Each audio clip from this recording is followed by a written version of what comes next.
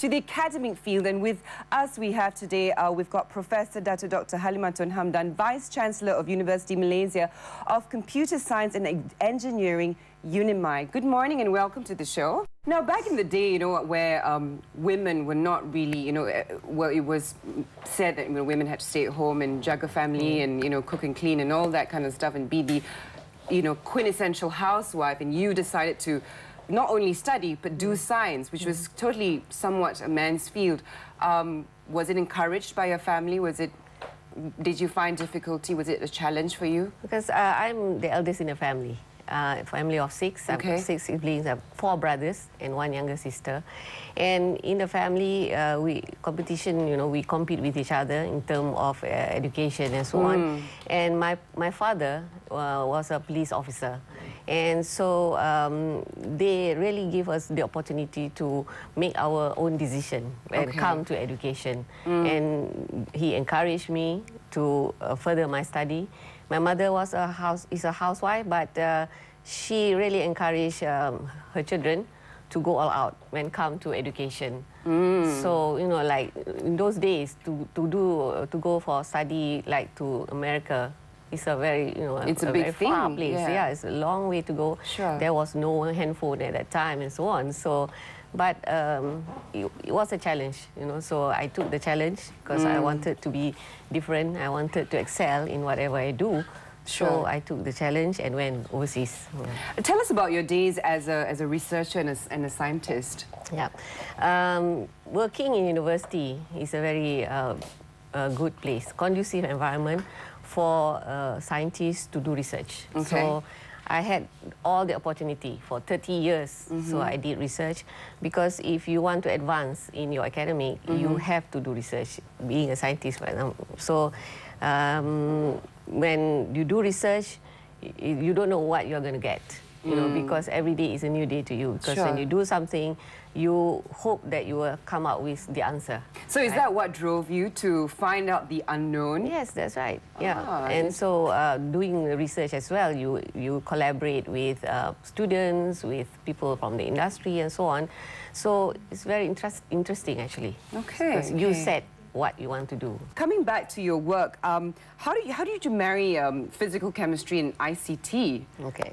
Now actually, if you look at the global scenario, whatever we do today has to be supported by communication. Okay. Yeah, the IT.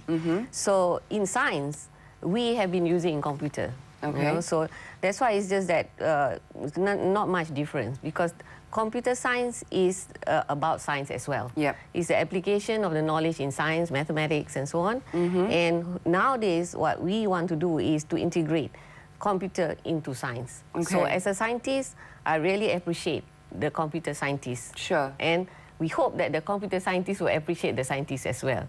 So the way forward now is to try to marry computer science and science. To work hand in hand. That's what I'm doing right now. Oh, excellent. So hence the emergence of the first boutique ICT university.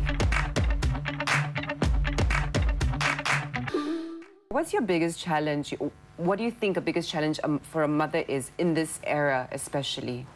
The biggest challenge is to let your children listen to you. Because the Y generation today, they have the mind of their own. You see, they will ask you back whatever things that you say, very different from during my time, when our parents just tell you to do something, and you just say, yes, we'll do it.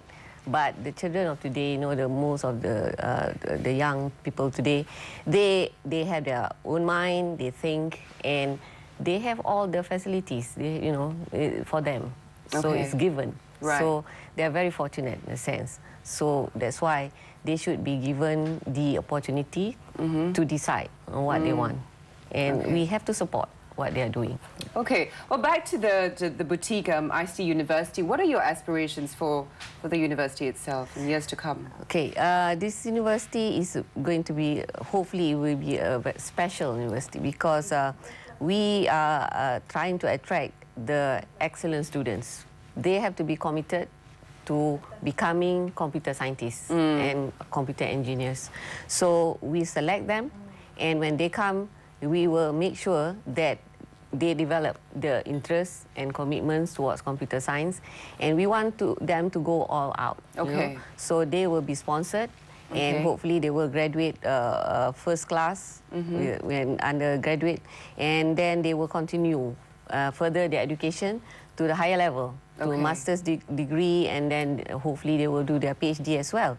And at the same time, we will connect them with the industry. So, for example, we are now making arrangement with collaborations with industry partners like IBM, Microsoft, you know, Dell, and so on.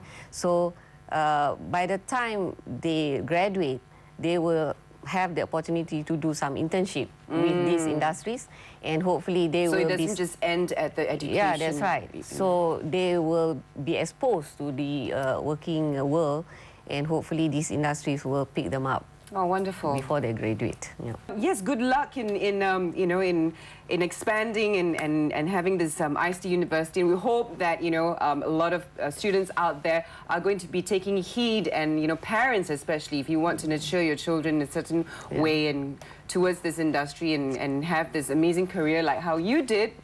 You know, this might be the perfect place for you. But thank you very much, Prof, for coming down and for sharing your time here with us. It's been a real pleasure having you here.